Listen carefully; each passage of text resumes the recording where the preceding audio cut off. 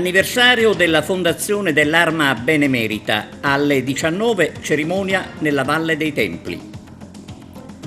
Richiamo della CGIL al governo Meloni sulla scuola, contestato il ministro Valditara. È possibile presentare le domande per ottenere il bonus nascite di 1.000 euro.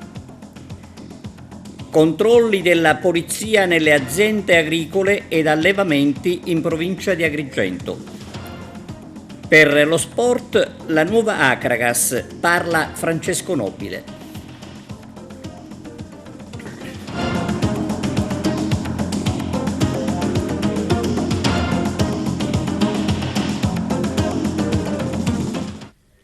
Benvenuti su TVA Notizie. Nella Valle dei Templi alle 19 cerimonia per l'anniversario della fondazione dell'Arma dei Carabinieri, il servizio di Arturo Cantella. Oggi 5 giugno alle ore 19 nella suggestiva cornice del Tempio della Concordia all'interno del Parco Archeologico di Agrigento si celebrerà il 210° anniversario della fondazione dell'Arma dei Carabinieri, la tradizionale cerimonia alla quale parteciperanno tutte le massime autorità civili, militari e religiose della provincia, rappresenta l'occasione per rinnovare l'impegno dell'Arma e suggellare la sua vicinanza ai cittadini al fine di salvaguardare la pubblica incolumità. Vediamo ora questo video diffuso dall'Arma, un video commemorativo.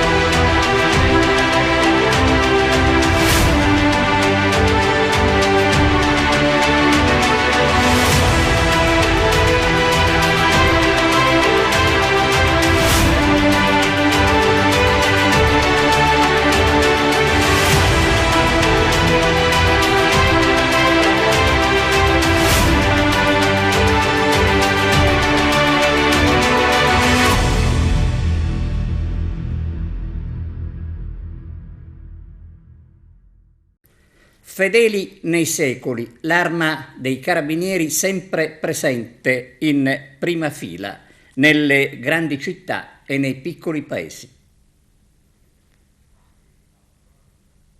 Oggi, 5 giugno, l'Arma dei Carabinieri festeggia l'anniversario della propria fondazione. 210 anni di presenza sul territorio italiano, dalle grandi metropoli ai più piccoli paesi. Si dice che proprio nei piccoli centri esistono 3 figure che hanno un ruolo preminente: il sindaco, il farmacista e il maresciallo dei carabinieri. L'arma della gente, come è stata definita recentemente dall'ex comandante provinciale di Agrigento Vittorio Stingo. La festa dei carabinieri ogni anno rappresenta un momento carico di emozioni, ed è l'emozione che sicuramente si ripeterà oggi nella Valle dei Templi. Nella sfilata del 2 giugno ai Fori Imperiali sono stati proprio i carabinieri ad attirare l'attenzione del pubblico e gli applausi delle persone per bene. Sono stati applausi sinceri nei confronti di uomini e donne, sempre in prima fila, fedeli nei secoli, con il motto che li distingue: obbedir tacendo e tacendo morir.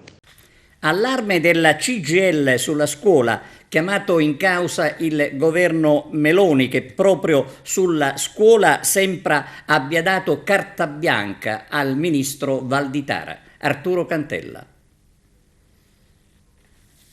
Sono oltre 14.000 i docenti di sostegno in deroga che in Sicilia rischiano per il prossimo anno scolastico di vedere leso il loro diritto a ottenere l'incarico a causa di un decreto voluto dal governo Meloni che prevede dei percorsi di specializzazione per i docenti abilitati all'estero in attesa del riconoscimento del titolo e che introduce la conferma del docente di sostegno su richiesta delle famiglie.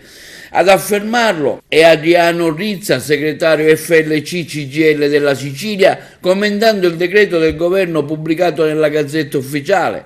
Nell'anno scolastico 23-24 in Sicilia sono stati circa 28.000 i posti di sostegno, di questi 14.000 in organico diritto, ovvero quelli strutturati in pianta organica, mentre altri 14.000 circa in deroga, ovvero posti non strutturati in pianta organica e ricoperti da docenti chiamati annualmente.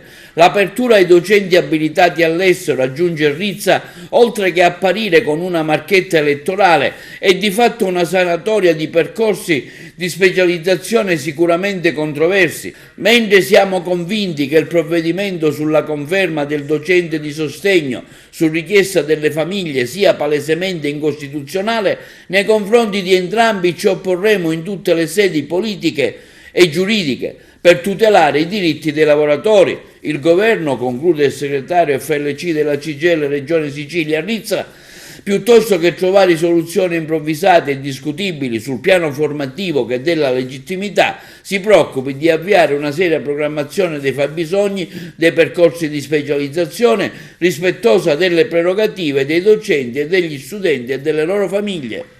È possibile presentare le domande per il bonus nascite di 1.000 euro. Vediamo. Al via la presentazione delle domande per il bonus nascita da 1.000 euro per i nuclei familiari con un ISEE non superiore ai 3.000 euro. L'assessorato regionale della famiglia e delle politiche sociali ha pubblicato l'avviso rivolto ai nuovi genitori siciliani, a chi esercita la patria potestà, stanziando oltre 1,4 milioni di euro per questo intervento. Le richieste verranno presentate direttamente ai comuni di residenza che, in base all'esame della documentazione ricevuta in seguito alla redazione di un'apposita graduatoria, provvederanno a erogare le somme. L'elenco degli aventi diritto al beneficio economico viene stilato sulla base di specifici requisiti indicati nell'avviso. Si parte dal reddito del nucleo familiare, viene data la priorità alle famiglie con basso reddito ISEE. A parità di ISEE viene valutato il numero dei componenti del nucleo familiare, dando priorità alle famiglie più numerose. Nel caso in cui dovesse esserci parità rispetto ai due requisiti precedenti, si considererà la data di nascita dei minori, assegnando la priorità all'ordine cronologico delle nascite.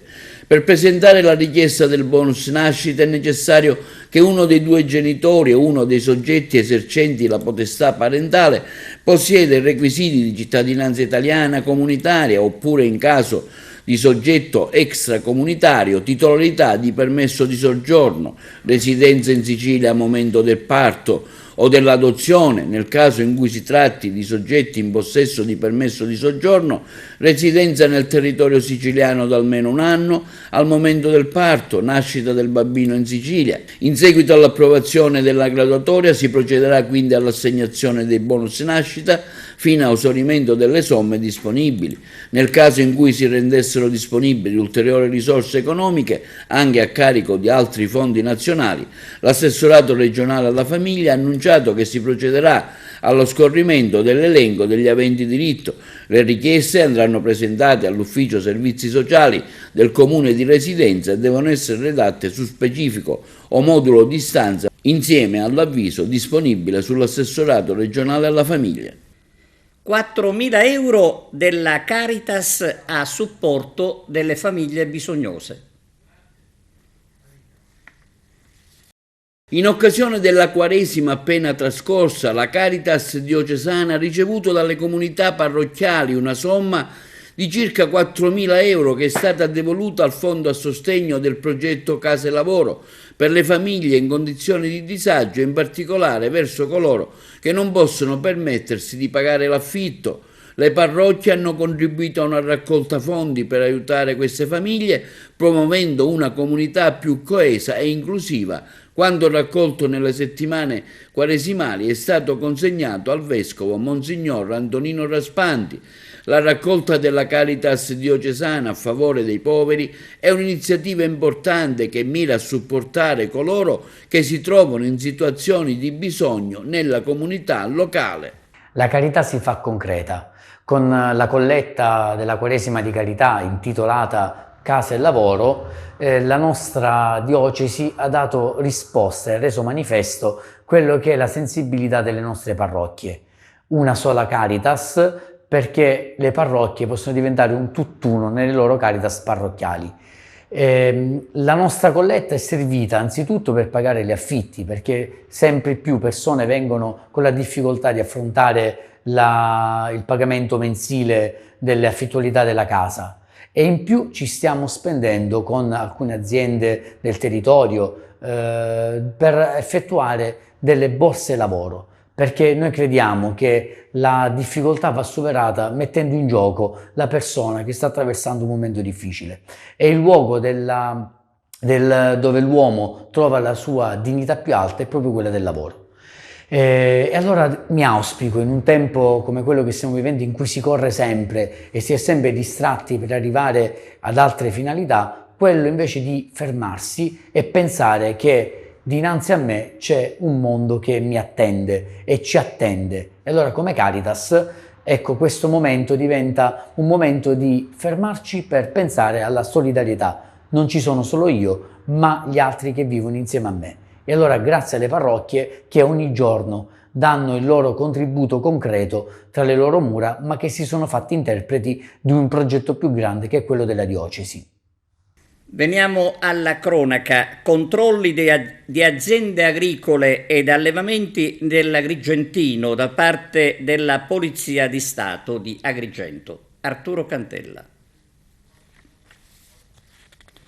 Sulla scia dell'operazione di ieri condotta dalla Polizia di Stato, che ha visto l'arresto di 5 persone sulla mafia dei pascoli, continuano i controlli nei confronti di aziende agricole ed allevamenti operanti nel territorio.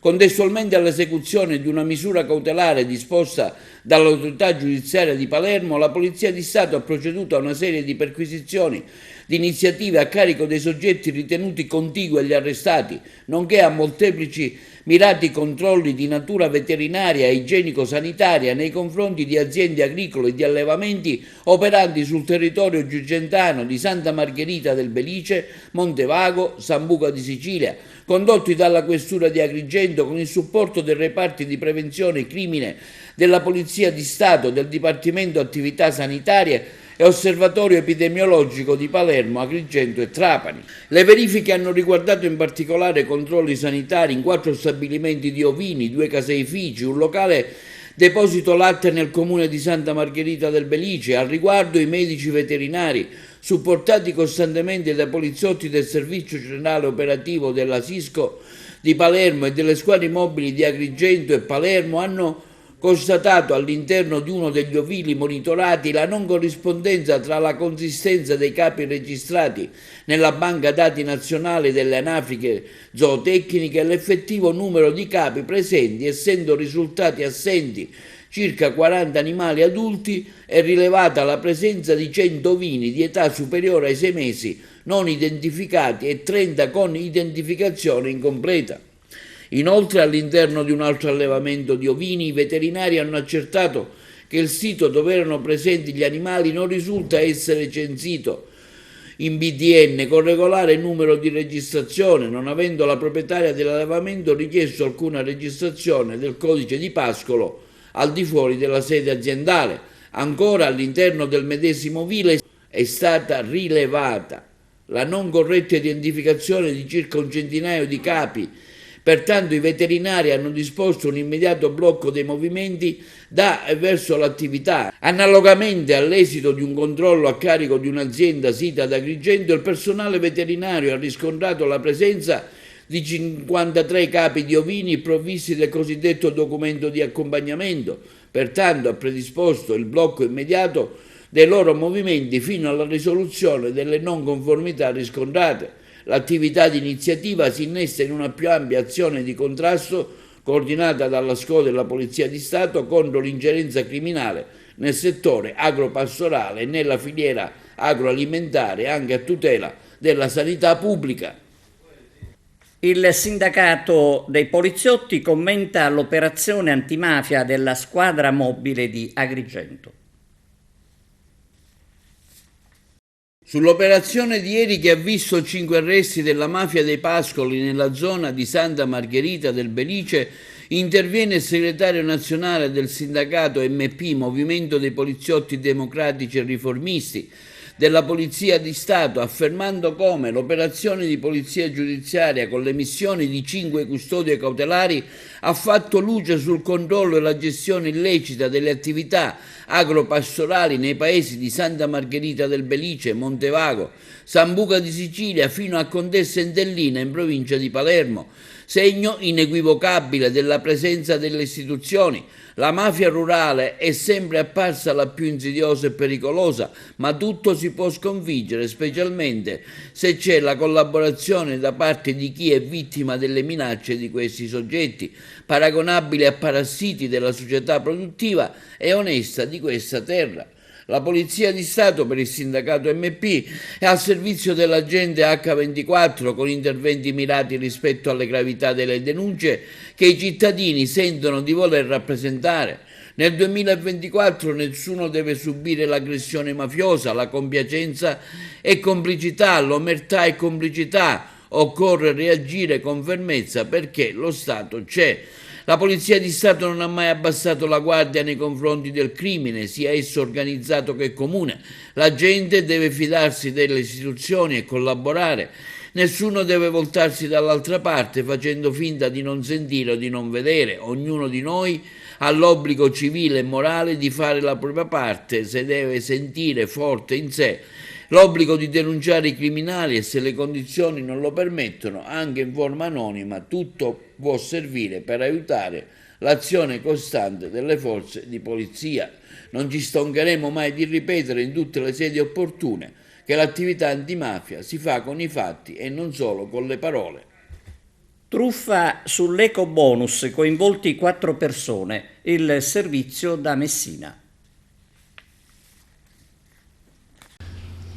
Il Comando Provinciale della Guardia di Finanza di Messina ha dato esecuzione ad un'ordinanza cautelare emessa dal giudice per le indagini preliminari presso il Tribunale di Barcellona Pozzo di Gotto, con cui è stato disposto un provvedimento di sequestro preventivo per circa 1,7 milioni di euro nei confronti di 4 persone fisiche di un istituto di credito nell'ambito di un'indagine condotta nel settore dell'indebita percezione di bonus edilizi. Le investigazioni, concernenti un sistema fraudolento ideato per lucrare sui benefici fiscali introdotti dal decreto legge 34 del 2020, cosiddetto decreto rilancio, e successive integrazioni, hanno avuto origine dall'approfondimento di alcune anomale movimentazioni di denaro consistenti in giroconti bancari disposti dagli stessi indagati a favore dei conti correnti esteri loro riconducibili, adducendo quale causale dell'operazione a credito per cessioni crediti d'imposta. Sulla base dei preliminari accertamenti, la Guardia di Finanza di Milazzo ha quindi riscontrato come gli ingenti flussi finanziari, ammontanti ad oltre 800.000 euro, provenissero a loro volta da un istituto di credito che aveva monetizzato ad alcuni contribuenti i crediti delle agevolazioni fiscali riconducibili ai cosiddetti ecobonus, sisma bonus, bonus facciate e bonus recupero patrimonio edilizio, ceduti tramite la piattaforma denominata Cessione Crediti dell'Agenzia delle Entrate. Più approfondite investigazioni hanno reso possibile la ricostruzione di ulteriori ingenti crediti ottenuti dall'inserimento nei sistemi informatici di mendaci dichiarazioni appositamente predisposte dagli indagati al solo scopo di ottenere i vantaggi fiscali messi a disposizione dallo Stato per la ristrutturazione del patrimonio edilizio. In particolare, Fiamme Gialle e Mamertine acquisivano alle indagini come i richiedenti non avessero appaltato ad alcuna ditta i lavori di manutenzione, né tantomeno ricevuto alcuna fattura corrispondente agli importi autocertificati nelle istanze. Non solo non v'era traccia di alcuna obbligatoria comunicazione di inizio lavori, ma gli indagati non risultavano neanche proprietari degli immobili. I fittizi crediti fiscali quindi venivano ceduti dagli indagati ad un istituto creditizio per la successiva monetizzazione, arrivando persino a frazionare l'ammontare complessivo attraverso plurime cessioni con l'intento di eludere la normativa antiriciclaggio. Il provvedimento cautelare è stato adottato nella fase delle indagini preliminari e pertanto gli indagati sono da presumersi innocenti sino alla sentenza di condanna definitiva che ne accerti la responsabilità. Giovanni Cirillo è il nuovo presidente dell'Unione dei Comuni di Bovo Marina, Eraclea Minoa e Torre Salsa, il servizio di Arturo Cantella. E Giovanni Cirillo, il nuovo presidente del CDA dell'Unione dei Comuni di Bovo Marina, Eraclea Minoa e Torre Salsa. Il sindaco di Montallegro è stato eletto alla guida dell'organismo intercomunale durante una riunione del Consiglio di amministrazione di cui fanno parte anche i sindaci di Cattolica Eraclea e Siculiana. Cirillo subentra a Peppe Zambito, già sindaco di Siculiana, vicepresidente è stato eletto Santino Borsellino, sindaco di Cattolica Eraclea. In questi anni, commenta Cirillo, abbiamo riportato contabilmente in vita l'Unione, ora bisogna farla ripartire facendola partecipare ai bandi del PNRR e ad altri bandi regionali. Inoltre bisogna cercare di condividere alcuni servizi come la promozione turistica, fulcro delle nostre realtà. Ho pensato anche, continua Cirillo, a cercare di creare un'immagine identificativa forte dell'Unione dei Comuni, magari con la realizzazione di un logo che raggruppi la particolarità territoriale che unisce i nostri comuni. Biennale di Arte e Architettura, venerdì la presentazione ad Agrigento, Arturo Cantella. Si svolgerà il prossimo venerdì ad Agrigento un evento sul felice connubio tra arte, musica e architettura, organizzato dall'Ordine degli Architetti di Agrigento, di concerto con la Fondazione Architetti nel Mediterraneo, il patrocinio del Comune di Agrigento, della Fondazione Agrigento 2025, dell'Ente Parco Valle dei Templi, del Polo Universitario di Agrigento, dell'Ufficio Beni Culturali ed Edilizia di Culto dell'Arcidiocesi di Agrigento, del Lions Club, circoscrizione di Agrigento e del Rotary Club. La prima parte dell'evento sarà dedicata al rapporto tra arte e architettura e si terrà dalle 15 alle 19 alle fabbriche Chiaramontane, durante il quale avrà luogo anche la premiazione con una targa ricordo degli architetti iscritti dall'ordine da almeno 25 anni. Nel corso della prima parte del convegno, ha dichiarato il presidente dell'Ordine degli Architetti Rino Lamendola, presenteremo il nostro progetto per la costituzione nella Valle dei Templi di una biennale di arte e architettura che rilancerebbe la città di Agrigento quale cerniera culturale tra l'Europa e i paesi del Mediterraneo. Un progetto insomma da condividere e da portare avanti con gli enti che hanno patrocinato l'evento e che parteciperanno alla tavola rotonda che si svolgerà nel pomeriggio alle fabbriche Chiaramontane. La serata proseguirà al Teatro Pirandello con la seconda parte dell'evento. Dopo le ore 20, dopo brevi riflessioni sul felice connubio tra musica e architettura, avrà luogo il concerto della band Inside Out Pink Floyd con un'eccellente cover della celebre band britannica. In occasione delle elezioni di sabato e domenica per il Parlamento europeo, gli sportelli del Comune di Agrigento per il rilascio di tessere elettorali resteranno aperti venerdì dalle 9 alle 18, sabato dalle 9 alle 23 e domenica 9 giugno per tutta la giornata. L'8 e il 9 giugno si svolgeranno in Sicilia, in concomitanza con le europee, le consultazioni elettorali per le elezioni dei sindaci e dei consigli di 37 comuni per il rinnovo delle cariche elettive, 32 per scadenza naturale del mandato e 5 attualmente amministrati da commissari straordinari. Per quanto riguarda il sistema elettorale, 29 comuni andranno al voto con il maggioritario e 8 con il proporzionale. Gli elettori chiamati alle urne per le comunali sono in tutto 484.218. L'unico capoluogo di provincia interessato da questa tornata elettorale è Caltanissetta. Tra i comuni di maggiori dimensioni ci sono Gela nel Nisseno, Mazara del Vallo nel Trapanese e per la provincia di Palermo Bagheria e Monreale. L'elettore può esprimere una o due preferenze per i candidati al Consiglio Comunale. Nel caso vengano espresse due preferenze, queste devono essere di genere diverso, una di genere femminile e una di genere maschile. Se entrambe le preferenze appartengono allo stesso genere, la seconda preferenza verrà annullata. Il voto espresso per una lista si estende al candidato sindaco ad essa collegato e non viceversa. Le operazioni di voto si svolgeranno sabato dalle dalle 15 alle 23 e domenica dalle 7 alle 23. Lo scrutinio avrà inizio alle 14 di lunedì 10 giugno. L'eventuale turno di ballottaggio si svolgerà domenica 23 dalle 7 alle 23 e lunedì 24 dalle 7 alle 15. Le operazioni di scrutinio in questo caso avranno inizio lo stesso lunedì 24 giugno, immediatamente dopo la chiusura delle operazioni di voto. In provincia di Agrigento si voterà in 6 comuni, tutti al di sotto dei 15.000 abitanti: Alessandria della Rocca, Caltabellotta, Campobello di Licata, Naro, Racalmuto e Santa Elisabetta. Nel Nisseno si voterà con il sistema proporzionale, oltre che a Caltanissetta anche a Gela, con il sistema maggioritario invece a Mazzarino. Nella provincia di Catania, l'unico dei 4 comuni coinvolti che andrà alle urne con il sistema proporzionale è Aci Castello. Si voterà anche a Motta Sant'Anastasia, Ragalna e Zafferana Etnea. I 10 comuni del Messinese coinvolti dalla tornata elettorale sono tutti al di sotto dei 15.000 abitanti: Brolo, Condrò, Falcone, Forza d'Agro, Leni, Longi, Mandanici, Oliveri, Romette e Spadafora.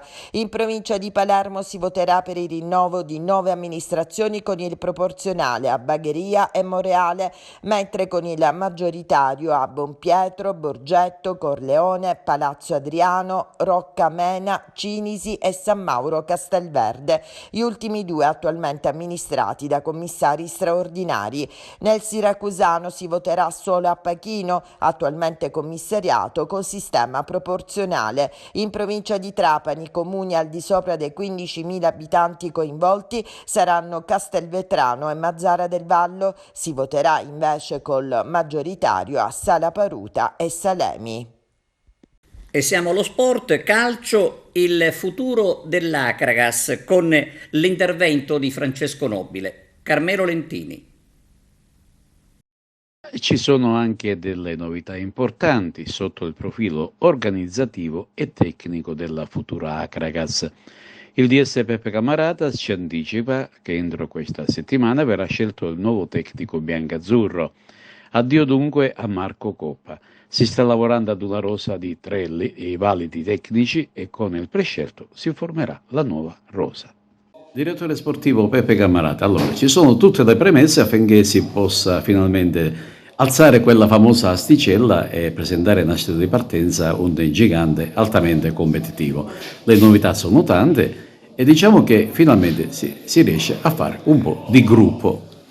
Sì, ho assistito alla conferenza stampa stamattina, devo dire che c'è finalmente quella unità di intenti importante per una squadra di calcio che vuole programmare un futuro non nell'immediato ma nel biennio, per vedere di poter riportare, o meglio, per meglio dire, riportare l'Acragas tra i professionisti.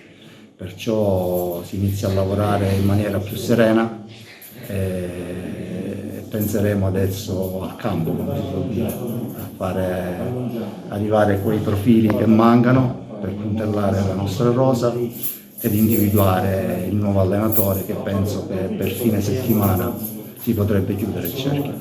Ecco, si parla di nuovo allenatore, un grande ringraziamento chiaramente a Coppa per quello che ha dato, ma oggi l'Acragas deve voltare pagina.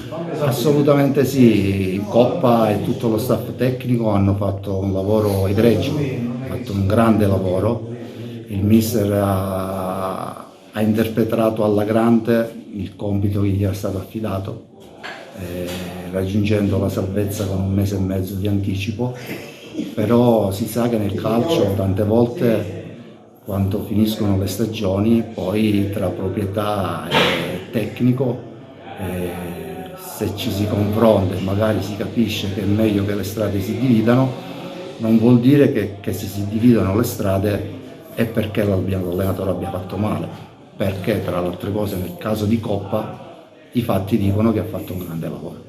Perciò ringrazio ulteriormente il mister Coppa, si volta pagina, stiamo analizzando 3 profili di allenatori che potrebbero fare al caso dell'Acragas e penso che per fine settimana potremo sciogliere le riserve ed annunciare il nuovo allenatore dell'Agragas. E concludiamo con Francesco Nobile, da sempre accanto al gigante, che ha seguito con attenzione l'evoluzione della conferenza e adesso si rivolge, come sempre, ai tifosi di fede biancazzurra. Ciccio Nobile è da sempre un super tifoso dell'Agragas, un collaboratore che tutti vorrebbero avere accanto. Oggi ha eseguito un po' la conferenza stampa, si è parlato del futuro non solo dell'Agragas ma anche del Seneto. Ecco, che sensazioni hai e che cosa vorresti dire ai tifosi? Innanzitutto faccio i complimenti a tutti i presenti per quello che hanno detto, per quello che hanno fatto, perché oggi è realtà. Ed è giusto che venivano a spiegarci quello che avevano fatto, del lavoro e di tutto, insieme alla dirigenza, perché per programmare giustamente la dirigenza vuole le garanzie e i tifosi dicono di starci sempre vicino come hanno fatto, perché questo è l'anno della svolta, perché oltre a queste cose la società sta lavorando per alzare l'asticella, come diceva il presidente Deni, il padrone il Callari e il padrone. Noi dobbiamo essere presenti come abbiamo sempre fatto. Ecco, questo io dico ai tifosi e alla città di Agrigento, stateci vicini che ci divertiremo. Dobbiamo ringraziare questa dirigenza per i grossi sacrifici che fa.